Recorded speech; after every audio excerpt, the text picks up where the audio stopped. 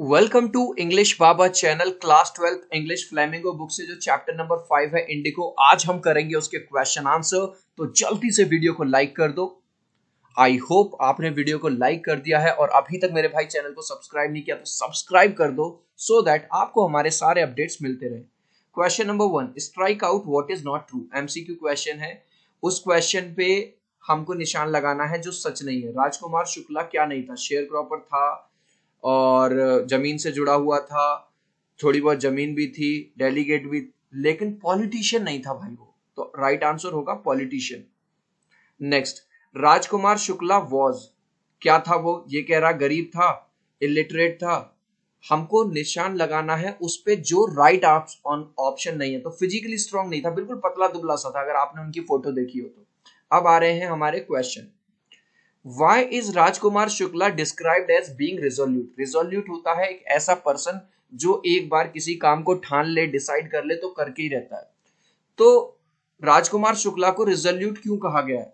क्योंकि उसके गांव में जो ब्रिटिशर्स थे, अंग्रेज थे, वो हमारे गरीब किसानों को परेशान कर रहे थे, उनसे जबरदस्ती इंडिको उगवा रहे थे, ठीक है, और रिवेन्यू अलग से ले रहे थे। तो उसने सोचा अगर मैं गांधी जी से मिलूं और अपने गांव की समस्या रखूं, ये है यहाँ पे राजकुमार शुक्ला, ठीक है, तो गांधी जी जरूर हमारी हेल्प करेंगे। लेकिन गांधी जी बड़े लीडर थे, इतना टाइम था नहीं, तो वो गांधी जी जहां पे भी जाते थे वहीं पहुंच जाते थे और अल्टीमेटली उन्होंने गांधी जी को मना ही लिया अपने इस काम के लिए। इसलिए उनको कहा जाता है कि ही वॉज वेरी रिजोल्यूट। अब देखो, Rajkumar Shukla is described as resolute, पूरा मैंने क्वेश्चन से उठाया है, because he did everything to persuade Gandhi ji. Gandhi ji को मनाने के लिए उन्होंने हर काम किया। To come to his village, अपने गांव आने के लिए। He accompanied Gandhi ji everywhere, जहां कहीं पे भी गांधी जी जाते थे वो उनको फॉलो करते थे। It was just because of his continuous efforts, ये बिल्कुल उनके कॉन्टिन्यूस एफर्ट्स की वजह से ही हुआ that Gandhi ji agreed to visit his village, और गांधी जी चंपारण में यानी कि उनके गांव में आने के लिए वो तैयार हो गए। Next, why do you think the servants thought Gandhi ji to be another peasant? जो सर्वेंट थे किसके? राजेंद्र प्रसाद जी के, जो कि एक लॉयर थे, उनके नौकरों को ऐसा क्यों लगा कि गांधी जी भी एक छोटे मोटे किसान हैं? ऐसा हुआ था एक्चुअली, जो जब वो राजेंद्र शुक्ला के साथ, राजकुमार शुक्ला के साथ वहां पहुंचे चंपारण, और जब वो लॉयर के घर मिलने गए, तो गांधी जी अक्सर आपने देखा होगा धोती कुर्ता पहनते थे।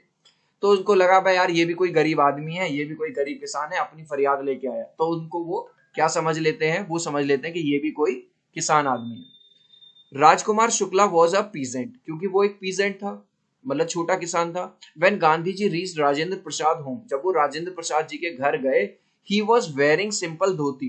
देख रहे हो गांधी जी क्या पहने हुए थे? सिंपल धोती पहने हुए थे। So the servants thought that Gandhi ji was also a poor peasant. तो उसके जो सर्वेंट थे, किसके? लॉयर के जो सर्वेंट थे, ये लोग, इनको लगा भाई यार ये कोई भुक्कड़ फिर से आ गया, कोई नौकर चाकर है, मतलब कोई छोटा आदमी है ये भी। List the places that Gandhiji visited between his first meeting with Shukla and his arrival at the Champaran. जब राजकुमार शुक्ला उससे पहली बार मिले और फाइनली जब वो चंपारण पहुंचे, उसके बीच में उन्होंने कौन कौन सी जगह पे गए? गांधी जी विजिटेड कानपुर गए थे, अपने आश्रम अहमदाबाद गए थे, पटना गए थे, मुजफ्फरगढ़ गए थे, कलकत्ता, और तब फाइनली वो चंपारण पहुंचे।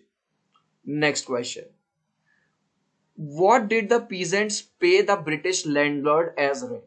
जो पीजेंट्स थे, जो छोटे किसान थे, वो ब्रिटिश लैंडलॉर्ड को एज अ रेंट, किराए के रूप में क्या देते थे? वो उनको देते थे इंडिगो की फसल। अब ये अंग्रेज बड़े चालाक थे, इनको पता था जर्मनी में जो इंडिगो है वो बहुत महंगी बिक रही है, तो ये यहाँ पे इनसे उगवाते थे फ्री में और उनको वहां बेचते थे, पैसा बनाते थे। What did the British now want instead and why? लेकिन जब जर्मनी ने अपना खुद का सिंथेटिक इंडिगो बना लिया, तो अब जर्मनी को जरूरत नहीं थी। तो अब इन्होंने कहा कि भैया अब हम तुम्हारी इंडिगो नहीं लेंगे, अब हमको तो पैसा दो। पहले देख लो, पहले हमसे इंडिगो उगवा लिया यहाँ पे और अब कह रहे हैं पैसा लाओ। What would be the impact of synthetic Indigo? जब कोई चीज मशीन से बनने लगे तो क्या होगा? जो नेचुरल इंडिगो है उसका प्राइस कम हो जाएगा, जो पहले हाई डिमांड में थी अब उसकी डिमांड भी कम हो जाएगी। तो यही तीनों बात हमको लिखना है। चिल्ड्रन फिर से रिक्वेस्ट करूंगा, अभी तक सब्सक्राइब नहीं किया तो प्लीज सब्सक्राइब कर दो। आपका एक सब्सक्राइब हमारा मोटिवेशन बढ़ाता है। अगर आपने अभी तक लाइक नहीं किया तो प्लीज वीडियो को लाइक कर देना, ठीक है। चलिए तो देखो, इस क्वेश्चन के अंदर तीन क्वेश्चन है। What did the peasants pay the British landlord as rent, क्या देते थे?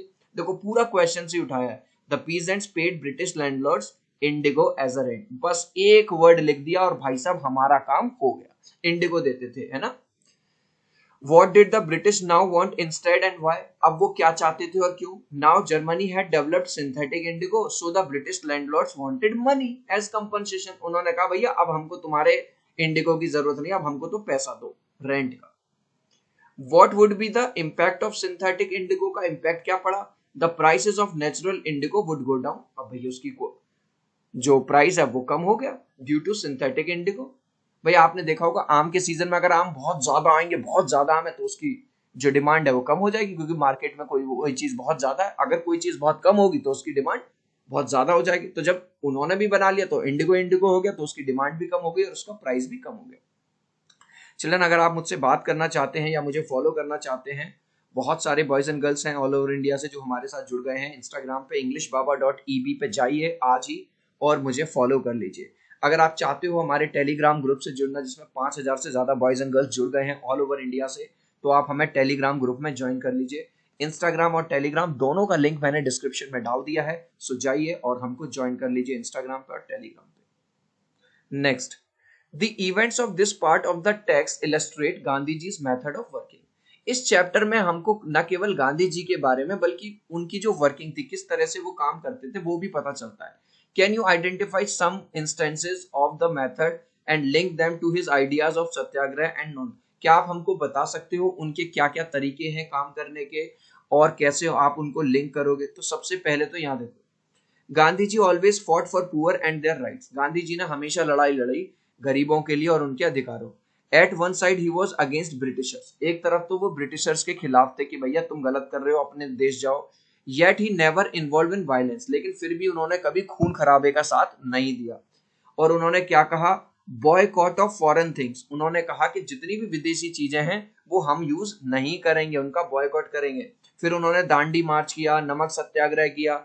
वर some of the instances link to his ideas of satyagraha and non violence. अब देखो इस क्वेश्चन के अंदर ये पूछ रहा था, एक तो हम उनकी वर्किंग पता चल गई और उनको लिंक भी करना है, तो हमने लिंक कर दिया दांडी मार्च को, नमक सत्याग्रह को। ठीक है, क्योंकि इन अगर आप चाहे दांडी मार्च उठा के देख लो, चाहे नमक सत्याग्रह उठा के देख लो, किसी में भी उन्होंने लड़ाई झगड़ा नहीं किया, पीसफुली अपना मार्च किया। Why did Gandhi ji agree to settlement of 25% refund to the farmers? अब हुआ क्या कि जब इंडिगो बना ली उन्होंने जर्मनी ने, तो अब इनको इंडिगो की जरूरत बेचने की नहीं पड़ती थी, तो इन्होंने पैसा लेना शुरू कर दिया, जो कि गलत था। हालांकि इनको देना पड़ा क्योंकि भाई ये गरीब लोग थे, अगर नहीं देंगे तो जेल में बंद कर देंगे। लेकिन जब गांधी जी ने आवाज उठाई और उनको वो मिला, तो फार्मर्स ने अपना पैसा वापस मांगा। तो जब दोनों तरफ से पार्टी हुई तो सेटलमेंट हुआ 25%, लेकिन किसान और मांग रहे थे।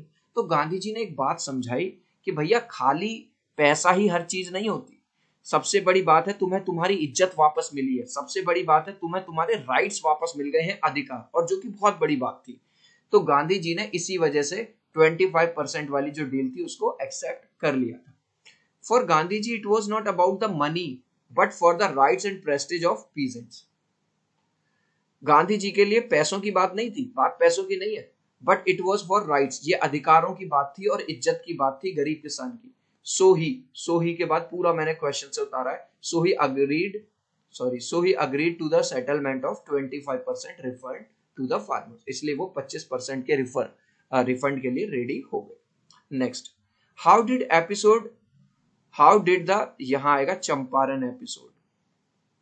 चंपारण का एपिसोड जो था plight of the peasant, sorry, जो एपिसोड हुआ चंपारण में, उससे जो पीजेंट की जो स्थिति थी वो कैसे बदल गई। मतलब पहले उनपे कितने अत्याचार होते थे, जरूरत से ज्यादा उनसे टैक्स लिया जाता था, इंडिगो उगवाई जाती थी। The peasants time and money were saved which they were spending on lawyers. सबसे पहले तो उनका पैसा बच गया और उनका क्या नाम है, टाइम भी बच गया, क्योंकि वो लोग जो बेचारे पुअर किसान थे वो वकीलों को पैसा देते थे कि हमारा केस लड़ो। तो अब क्योंकि अब जब गांधी जी गए, गांधी जी ने वहां सॉल्यूशन ही करवा दिया, तो वो वाला पैसा भी बच गया, टाइम भी बढ़ गया। After some years they got their lands back, कुछ साल बाद उनको उनकी जमीन भी वापस मिल गई। और इंडिगो की जो शेयर क्रॉपिंग होती थी कि मतलब कुछ एरिया पे इंडिगो उगवाते थे और कुछ एरिया पे अपनी, तो वो शेयर क्रॉपिंग वाला जो सिस्टम था वो भी खत्म हो गया। मतलब पूरी तरह से जो इंडियन पीजेंट्स थे उनको फायदा हो गया। Why do you think Gandhi ji considered the Champaran episode to be a turning point in his life? Gandhi ji ये क्यों कहते हैं कि जो चंपारण में जो केस हुआ वो उनकी लाइफ का टर्निंग पॉइंट है? Actually, when Gandhi ji reached Champaran, he had no idea that he would get such a massive support from thousands of peasants. जब गांधी जी चंपारण पहुंचे तो भाई साहब उन्होंने सपने में भी नहीं सोचा था कि मेरे साथ हजारों लाखों लोग जुड़ जाएंगे और मेरे सपोर्ट में आ जाएंगे, which made him famous through out the country. इसकी वजह से वो पूरे देश भर में और ज्यादा फेमस हो गए। Therefore Gandhi ji considered the Champaran episode to be a turning point. पूरा का पूरा क्वेश्चन से उतार दो, इसलिए वो उसको टर्निंग पॉइंट मानते हैं। How was Gandhi ji able to influence lawyers give instances? अब जो इंडियन लॉयर्स थे तो वो इंडियन, लेकिन फिर भी वो इंडियन फार्मर से पैसे ले रहे थे और बहुत ज्यादा हाई फीस ले रहे थे उनका केस लड़ने के लिए। अब यार गांधी जी ने उनको समझाया कि मैं अगर इनके लिए जेल जा सकता हूं तो क्या तुम इनके लिए एक केस भी नहीं लड़ सकते हो? जैसे ही गांधी जी ने उनसे ये वाली बात कही, उनकी आंखें खुल गई और वो सब गांधी जी के सपोर्ट में आ गए और किसानों के सपोर्ट में आ गए। अब इसी बात को हम लिख देंगे। Gandhi ji asked a simple question from the Indian lawyers. उन्होंने एक ही सिंपल बात कही, who were taking high fees from the poor peasant, जो लोग हाई फीस ले रहे थे गरीब किसानों से। What will they do if he goes in jail? Gandhi ji ने कहा अगर मैं इनके लिए लड़ते लड़ते जेल चला जाऊं तो तुम लोग क्या करोगे? This thing inspired lawyers. इससे वो कहीं ना कहीं इंस्पायर हो गए कि यार इतना बड़ा नेता होते हुए और फिर भी हमारे गांव में आया है और हम लोग इस गांव में रहते हैं, इस जगह से जुड़े हुए हैं, फिर भी हम इनकी हेल्प नहीं कर रहे। And they came together with Gandhi ji in favour of poor peasant. और वो गांधी जी के साथ आ गए और पुअर पीजेंट के सपोर्ट में उन्होंने बात करना शुरू कर दिया। What was the attitude of average Indian in smaller localities toward advocates of home rule? सबसे पहले होम रूल समझेंगे। होम रूल का मतलब है स्वराज। अब भाई साहब भारत में आवाज उठने लगी कि अंग्रेजों तुम भारत छोड़ के जाओ, ये हमारे देश में स्वराज मतलब हमारा राज होना चाहिए। भाई हमारी जमीन है, हमारे खेत है, हमारी है, तो हम ही तो राज करेंगे, तुम क्यों राज करोगे? लेकिन जो कुछ छोटे लोग थे, छोटी छोटी जगह थी, वो अभी भी डरते थे क्योंकि उनको पता था अगर हमने मुंह खोला या इन लोगों को सपोर्ट किया, इन रैलियों में हम गए तो ये उठा के हमको जेल में बंद कर देंगे। In smaller localities the Indians were afraid. छोटे छोटी जगहों पर जो भारतीय लोग थे वो डरे हुए थे।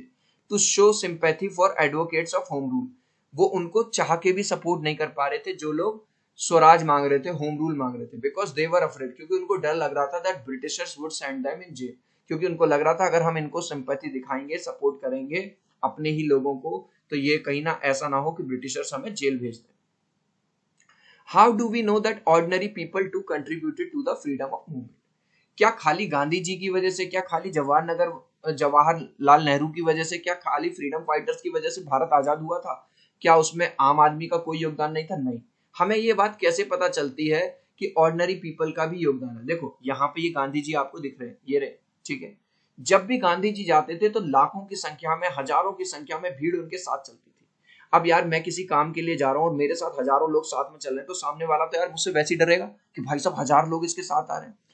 तो गांधी जी के सपोर्ट में पूरा का पूरा गांव जुड़ जाता था। There is no doubt that Gandhi ji would not get success in his mission if he did not get help from ordinary people. इसमें कोई दो राय नहीं है कि अगर गांधी जी को पूरा सपोर्ट ना मिलता ऑर्डिनरी लोगों से, आम आदमी से, जनता की, तो गांधी जी अपने मिशन में कभी भी कामयाब नहीं हो पाते।